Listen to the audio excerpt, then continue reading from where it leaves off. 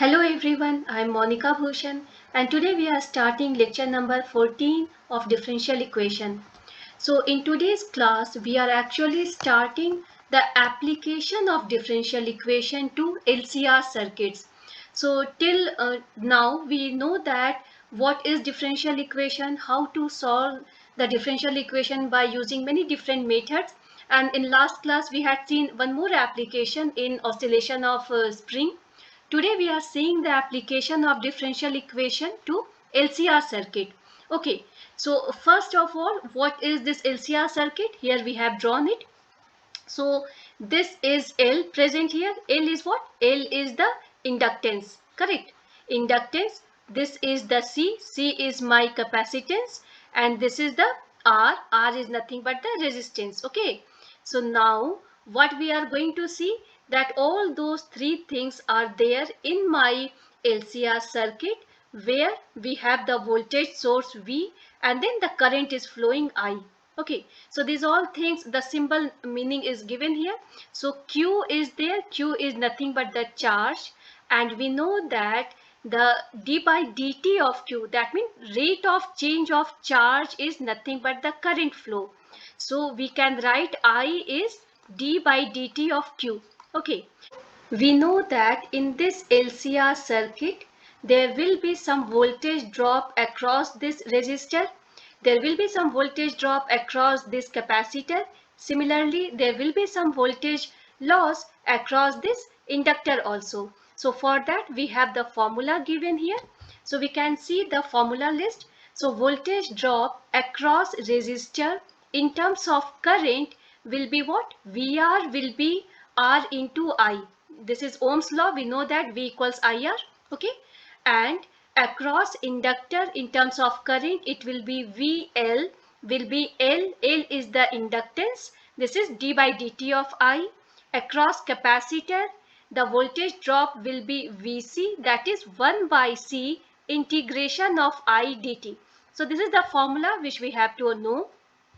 Similarly, this voltage drop in terms of charge will be what? So charge is nothing, we can relate that I is d by dt of Q. So in terms of charge, the same formula can be rewritten as VR is R dq by dt. This I is dq by dt. Similarly, VL is L into d2q by dt square. Exactly correct, because I is dq by dt, and this Vc will be q by c. This is 1 by c, and integration of I with respect to t will be my q, correct? So this is the formula which we need to know. And since this is your closed circuit, so we can apply Kirchhoff's voltage law. We can apply this KVL. So this KVL says that the sum of the voltage drop across resistors, inductors and capacitors is equal to the total electromotive force in a closed circuit. That means the voltage drop across your inductor plus voltage drop across resistor plus voltage drop across capacitor, the summation of all those three will give me 0, because the total electromotive force in a closed circuit is nothing but 0. Okay, now we will understand that how to solve the problem of LCR circuit with the help of differential equation. So the question given is the current I and the charge Q in a series circuit containing an inductance L, capacitance C, EMF E satisfy the differential equation L d by dt of I minus Q by C equals E, where I is d by dt of Q. So express Q and I in terms of time t, given that L, C, E are constants and I, Q are both 0 initially. So that means at time t equals 0, so the value of I and Q both are 0. Okay, so in this type of question, always we will start with the differential equation which is given to me. And the differential equation we are just going to write here. So the differential equation is L d2q by dt square plus q by c equals E. Why we have written down in this form? The question was given me in terms of I, but we are writing down in terms of Q. So we can interchange it, right? We can write down I in terms of q also. So it will be your d2q by dt square, and all other things are same, right? So we are written down here. So L d2q by dt square plus q by c equals E, right? Now we are dividing this differential equation throughout by L. So we are writing down d2q by dt square plus q by L c equals E by L. And why we are dividing by L? Just to make it simple, just to make it in the standard form. So we are actually writing down this differential equation in terms of d operator. Okay, so d2q by dt square can be written as capital D square, where d is nothing but d by dt. Okay, so this will be d2q plus this q is present here, and after that this is what, 1 by LC, 1 by LC into q, and equals, this is E by L. Now we can write down 1 by LC. We will just say that 1 by LC is nothing but my lambda square, and then we'll say that this E by L is nothing but mu. So why we are substituting it with lambda square and mu? So instead of writing always 1 by LC E by L, we are writing down in terms of lambda and mu. So writing down in terms of lambda square will give the question into the simpler form. So we are writing it in the terms of squaring of lambda. So it will give me d square plus lambda square q. Okay, so this term I am writing down equals mu. Is that okay? So instead of writing 1 by LC E by L, I am writing down in terms of lambda square and mu. Mu, and then lambda square is just for the simplicity. So this is nothing but my ordinary differential equation with constant coefficient, which we can easily solve using CF plus PI method, right? So for that we have to go for two steps. So the first step is find out the CF, right? So finding out CF will be, actually we have to write down the given differential equation into the auxiliary equation form. We know that in auxiliary equation we replace d with m. So this is m square plus lambda square. We don't write the variable, and then right hand side function we keep as 0 to make it homogeneous. So this is my auxiliary equation, and then in the auxiliary equation we are going to find the root, right? So there will be two roots here because the power of m is 2. We have seen that the roots are imaginary pair. So m is plus minus I lambda. Okay, so what will be my QC or CF? It will be C1 cos lambda t plus C2 sin lambda t. So imaginary pair of the root gives us the, in the terms of cos and sin, right? So there will be two constant which we have introduced, C1 and C2. So these C1 and C2 we have to find before the final answer. Okay, so till now we are done with my CF. Now what will be my PI? So PI is nothing but the right hand side, whatever is present. So if you just focus on this equation, so the right hand side is mu. So we have written down mu divided by whatever is there in terms of differential operator. So this is mu divided by d square plus lambda square. Okay, if I will write down the PI here, this is nothing but mu divided by d square plus lambda square. Now, if you remember that to solve PI, we always say that start checking the different types to solve PI, starting with type 1 till type 5. So we'll start with type 1. Can I solve this PI using type 1? So for type 1, we actually see that the numerator should be containing exponential function, correct?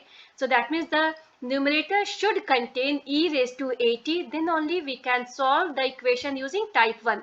So here we don't see exponential function, but actually we can solve using type 1 because we can write down this as e raised to at. A is 0. Okay, so e raised to 0 t will give you what? E raised to 0 will give you 1 only, correct? So this is nothing but mu into 1, and this 1 is e raised to 0 t. That means you can solve this PI using type 1 method. So for type 1 method, what we have to do? We have to replace d with a, correct? And what is my a? A is 0. right? A is 0. So we are writing down this mu divided by d is replaced with 0. So d square is 0 plus this is lambda square. So you got what is your pi, correct? We got what is my pi.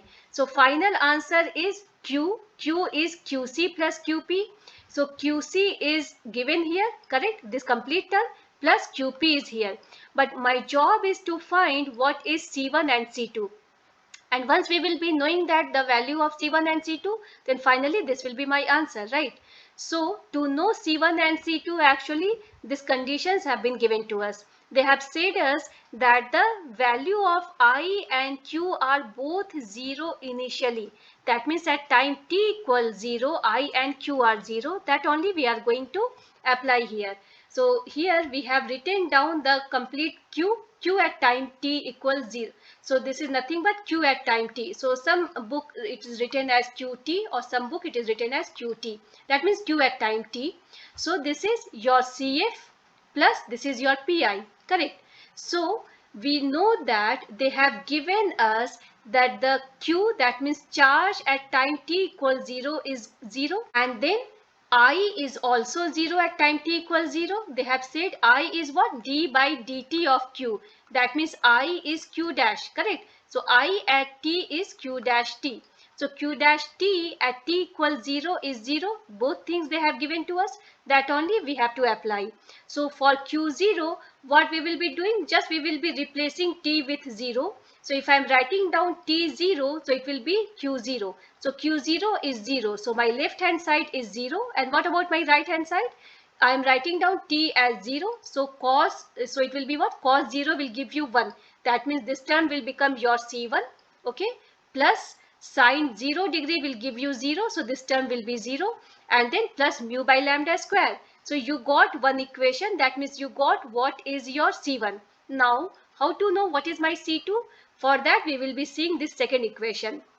So that means they had said that the current at time t equals 0, that means Q dash at time t equals 0 is 0. So Q dash t I need to find out, right? So I'm finding out what is d by dt of Q. So that means I'm finding out d by dt of these three terms. So d by dt of cos will give me negative of sine, correct? And then it is C1 and then lambda will be multiplying here. So this is differentiation of this term. Differentiation of C2 sine lambda t will give you C2 sine will give you cos lambda t, and then lambda is present here. And here you don't find any t present here. That means this is your constant. So the constant differentiation will be 0, correct? No. So the differentiation of constant 0. So now you got this is your Q dash t. Now putting t equals 0, this Q dash t will be your 0. So left hand side becomes 0, and then right hand side at time t equals 0, this complete term becomes 0 because sine 0 degree is 0, cos 0 degree is 1, so it will be your lambda C2. So you got what is your C1 using this equation, you got what is your C2 using this equation. So actually my job is done here. I got C1 and C2. Finally, this C1 and C2 we have to just write down in this equation. So this is your final QT, correct? So in my final answer QT, I have to substitute the value of C1 and C2.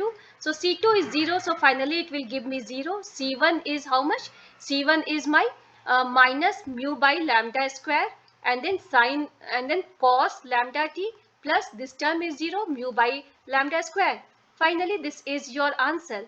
So you can write down QT is, you can take mu by lambda square constant, and then you can write down 1 minus cos lambda t. Okay. So now this mu by lambda square, since these values we have substituted, right? We have to go back to their original value. So mu and lambda square is nothing but E by L divided by 1 by LC. That means finally E into C you have got. Okay, so wherever you have lambda or mu, you have to go back into the E, C, L, whatever in those forms. So QT is EC, because this complete term is EC, 1 minus cos lambda square. So you are going to write down in terms of under root, this is the value T. So this is your QT.